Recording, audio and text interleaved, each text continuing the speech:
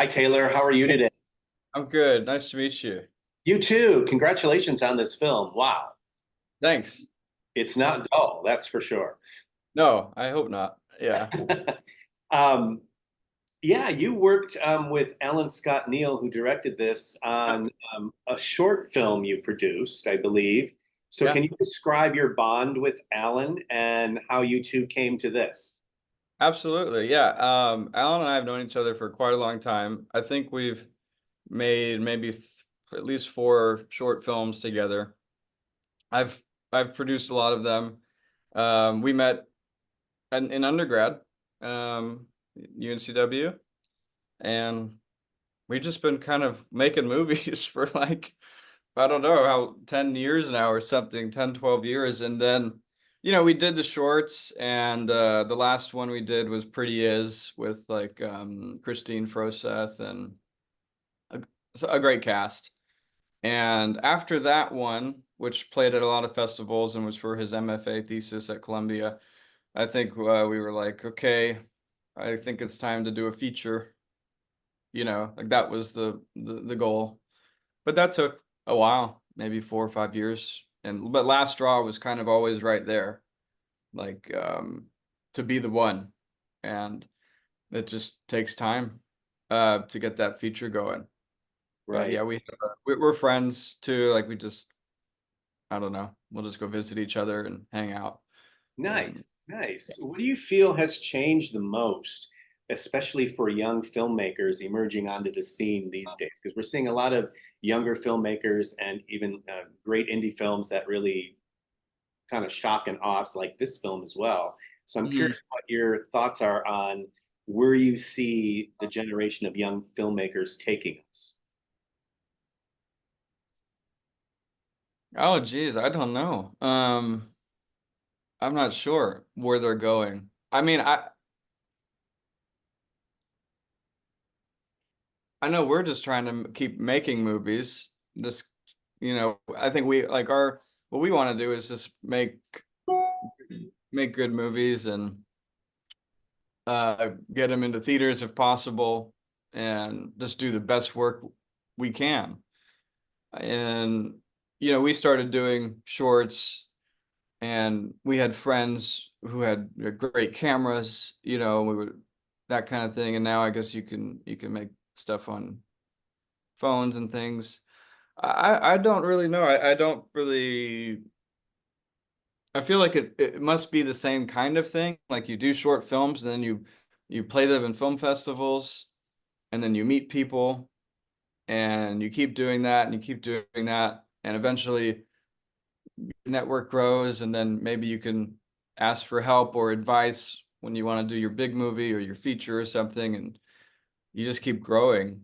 Um, I know there's lots of good stuff just straight on YouTube too. I was watching this guy, Connor O'Malley. I watched his short film called Corey's, which is like an 11-minute short that was just insane. And I think he just put it directly on YouTube.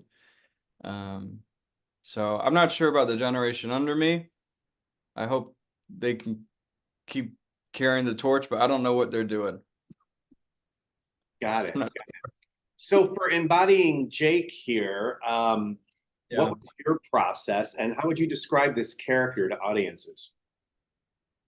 Um, Jake was just a guy who's just trying to make a living and take care of his brother and who he works with. They don't really have a big family.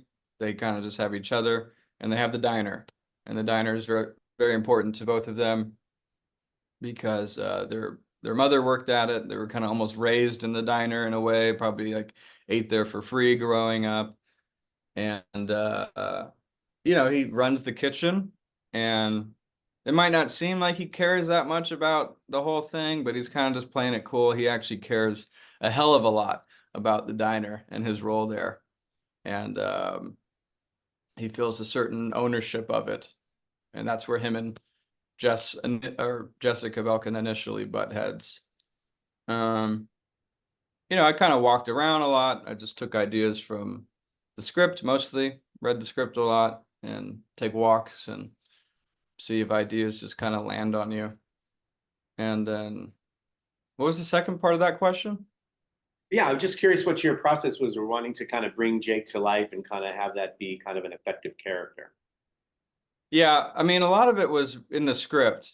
So, not much you really have to do when it's when it's all just laid out, like written very well for you. I find at least.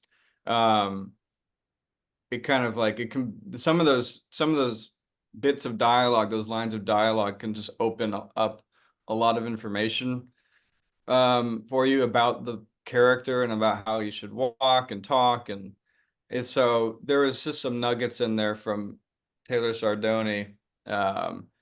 And really it was just kind of just getting through it. Like there was a picture in my head maybe of like what I wanted it to be, like a kind of a vague picture and like I'm kind of heading in that direction, but I'm not making it too specific or too much of a target.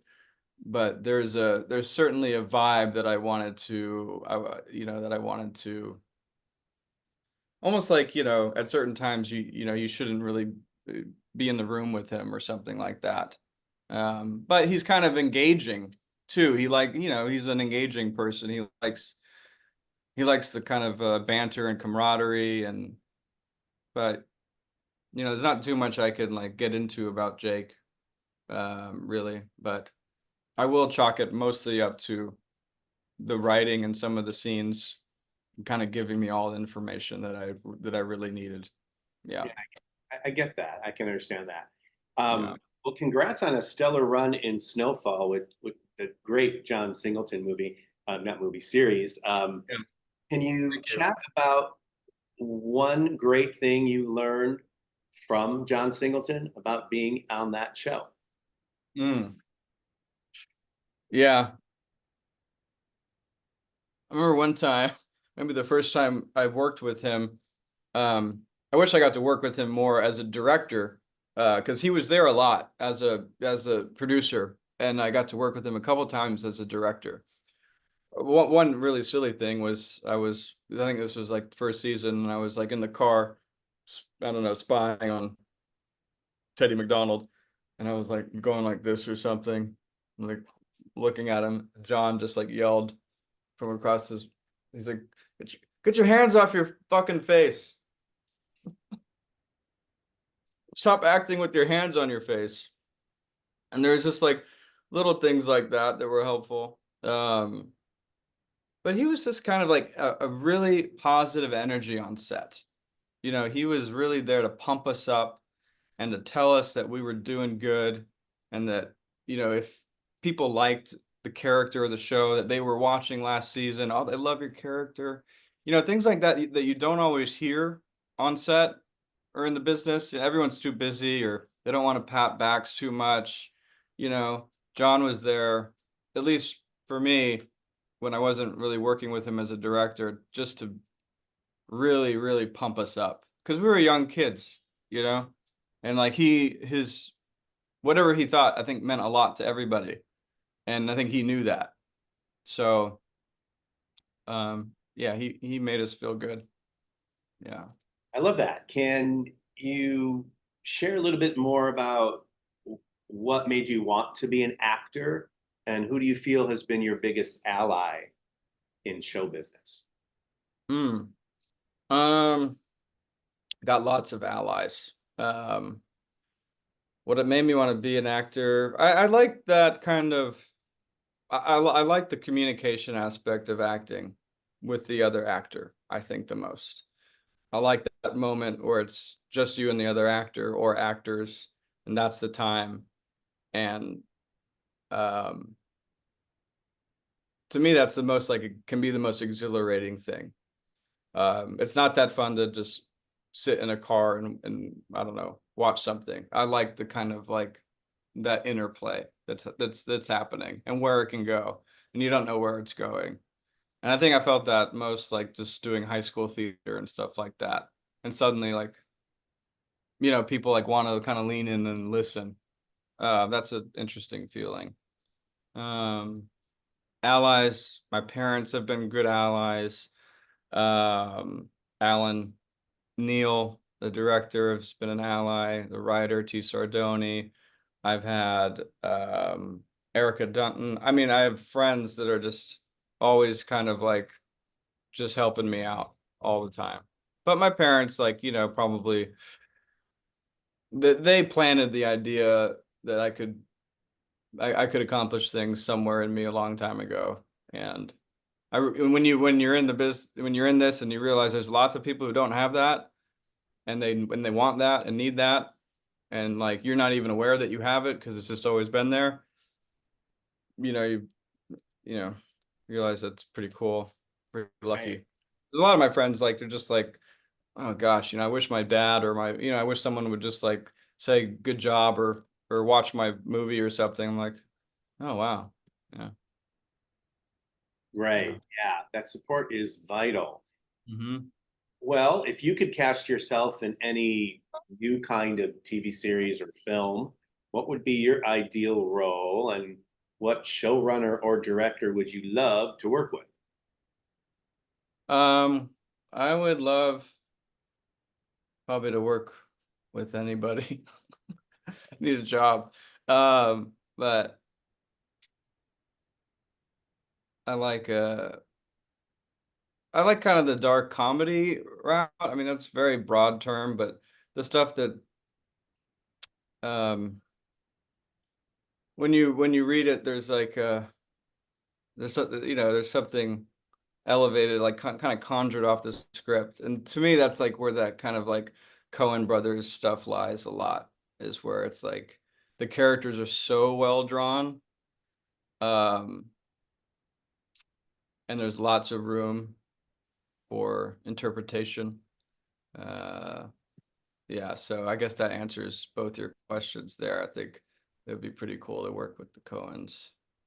Nice. Nice. Yeah. Well, one last Pretty- question for you. What's some of the best advice you've been given about life? Life? Oh gosh. I think my grandma just, I don't know, just gotta, I think she said something like, I just kept going. When something like shitty happened, she was like, you just gotta keep going. That's what I did. I like that. That's good advice. It's good advice. Like that's, you know, she's 88 and she still works.